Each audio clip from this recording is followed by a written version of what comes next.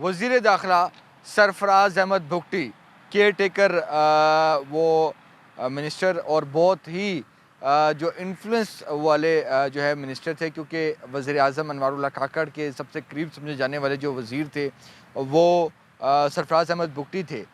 लेकिन सरफराज अहमद भुगटी 4 माह power corridors और वज़ारत दाखिला का जो प्रोटोकॉल है, जिसमें बड़ी बड़ी गाड़ियाँ, बड़े बड़े प्रोटोकॉल, सेस्ना जहाज़ों की फ़्लाइट्स, वो इंजॉय करने के बाद अब उनका दिल है कि वो इलेक्शन भी लड़ें। गो कि ये ख़बर ज़ुबान ज़द आम थी पावर कॉरिडोर्स में, और अब वो एक पॉलिटिकल पार्टी भी ज्वाइन करने जा रहे हैं। गो कि वो फ़ैसला कार्ड्स हमेशा अपने साथ सीने के साथ लगा के रखते हैं। लेकिन बहुत ही अच्छे तरीके से याद होगा कि इन 4 माह में अगर वज़ीर दाखिला सरफराज अहमद भुगटी की कारकर्दगी अगर देखी जाए तो शायद ही उन्होंने पासपोर्ट, जहाँ पर आवाम ख्वार हो रही है, आवाम जिन्होंने उम्रे की अदायगी के लिए अल्लाह के घर जाना है, मदीना मुनव्वर जाना है, वो नहीं जा सकते क्योंकि फैमिलीज़ के पासपोर्ट्स वहाँ पे रुके हुए हैं। और पासपोर्ट की तो कहानी ऐसी है कि एग्जेक्टिव पासपोर्ट ऑफिस होता था जहाँ पे 2000 रुपया ऊपर देकर जो है बहुत कम लोग वहाँ पर आते थे और एक दिन का प्रोसेस होता था। अब उसको भी 3-3 हफ्ते लग रहे हैं। तो पासपोर्ट ऑफिस में कभी हमने सरफराज अहमद भुगटी साहब को नहीं देखा कि वो वहाँ पर गए हों, आवाम के मसाइल उन्होंने ख़ुद सुने हों, बात की हो।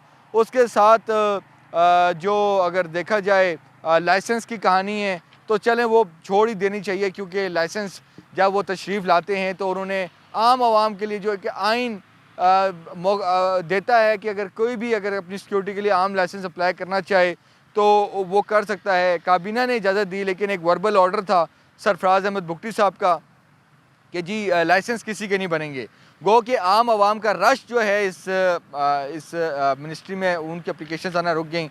लेकिन हम देखते थे कि सरफराज अहमद भुगटी साहब के जो दोस्त थे और बहुत ही जो अच्छे दोस्त थे और उनके जो हल्के हैं उनकी जो है एक लाइसेंस की एक लंबी फहरिस्त भी सामने आती है। लेकिन ये तमाम तर चीज़ें अलग हैं। गो कि ये सबको पता है कि सरफराज अहमद भुगटी का वज़ीर दाखिला, अगर उनके बयानात लिए जाएँ तो एक स्टेटमेंट उनकी आई थी जिसमें जो बॉर्डर था ईरान जो स्मगलिंग के हवाले से, उनमें एक बड़ी उन्होंने स्टेटमेंट दी थी कि जो फ़ौज से भी रिलेटेड थी कि उनका भी एहतसाब और उनके एक स्टैंडिंग ऑर्डर्स है कि जो है कि कोई भी अगर अफसर शामिल हुआ तो उनको जो है मुलाजमत से ही बरतरफ किया जाएगा। वो बहुत बड़ी स्टेटमेंट थी। गो कि उसके बाद हमने देखा कि बहुत कम उनका आना हो गया था मीडिया लाइव टॉक्स में। लेकिन ये अलग बात है कि सरफराज अहमद भुगटी को भी ये एजाज़ हासिल है कि वज़ीर आज़म को उन्होंने अपनी मिनिस्ट्री बुलाया। मिनिस्ट्री में वो कोई बड़ा मनसूबे के इफ्तिताह के लिए नहीं था, बल्कि एक वो छोटा सा जो मीडिया रूम जो उन्होंने बनाया था, जो कि उन्होंने अपनी तशहीर के लिए बेसिकली वो बनाया गया था। एक बड़ी टीम थी उनकी मीडिया की, तो उनके लिए जो है उनकी इनॉग्रेशन के लिए वहाँ पर आते हैं प्राइम मिनिस्टर।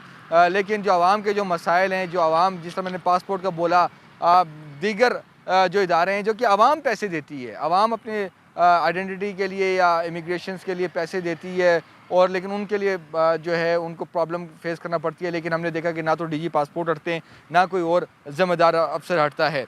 लेकिन अब सिलसिला ये है कि सरफराज अहमद भुगटी चूँकि एक पॉलिटिकल जहन के बंदे हैं, सेनेटर भी हैं, लेकिन अब उनका जो ख्वाब है वो वज़ीर आला बलूचिस्तान का ख्वाब है, और वही ख्वाब लिए वो एक बड़ी पॉलिटिकल पार्टी के पास जा रहे हैं शमूलियत इख्तियार करने।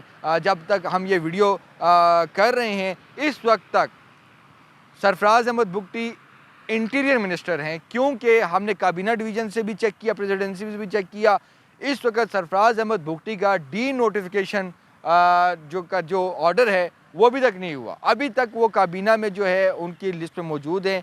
वो एज आ केयर टेकर मिनिस्टर के तौर पर जो है वो उनकी ज़िम्मेदारी उनके पास है। डी नोटिफिकेशन अभी तक डी नोटिफाई नहीं हुए, चाहे वो काबीना की वेबसाइट हो या कोई ऑर्डर्स हों, अभी तक कोई ऑर्डर्स उनको नहीं मिले, कोई प्रोटोकॉल उनसे जो है वो हटा नहीं है। ये सवाल उठता है, इलेक्शन कमीशन से सवाल उठता है, अदलिया से सवाल उठता है कि कैसे एक केयर टेकर जिनकी जिम्मेदारी है फ्री एंड फेयर इलेक्शन करवाने, वो ख़ुद कैंडिडेट बन जाएँ। ये एक बहुत बड़ा सवालिया निशान है।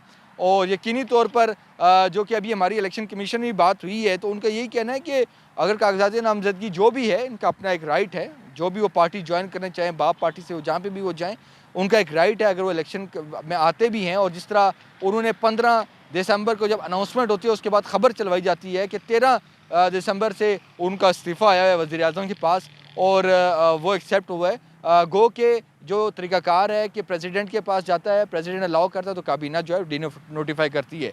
तो ये तमाम तर मामलात हैं, ये वो कानूनी मामलात हैं, पेचीदगियाँ हैं जो कि हर्डल फेस करना पड़ेगी सरफराज अहमद भुट्टी साहब को, जो कि यकीनी तौर पर एक पॉलिटिकल माइंड के बंदे हैं और उन्होंने ये तमाम जो मामलात हैं जो कि उन पर सवाल उठ रहे हैं उनके जवाबात उनके पास होंगे, वो कि हमने उनको ट्राई करने की बहुत कोशिश की है लेकिन उन्होंने कोई रिस्पॉन्ड नहीं किया। वो बहुत जल्द जो है वो शमूलियत भी इख्तियार करने लगे हैं जिस तरह मैंने पहले बताया। लेकिन इलेक्शन कमीशन ज़रा हमें ये बता रहे हैं कि कागजात नामजदगी जैसे ही वो जमा करवाएंगे, एतराज़ात आएंगे तो वो चैलेंज भी हो सकते हैं। वहाँ उस मरहले पे जाके इलेक्शन कमीशन ये तमाम तर जो उन पर सवालात उठेंगे उनको देखा जाएगा।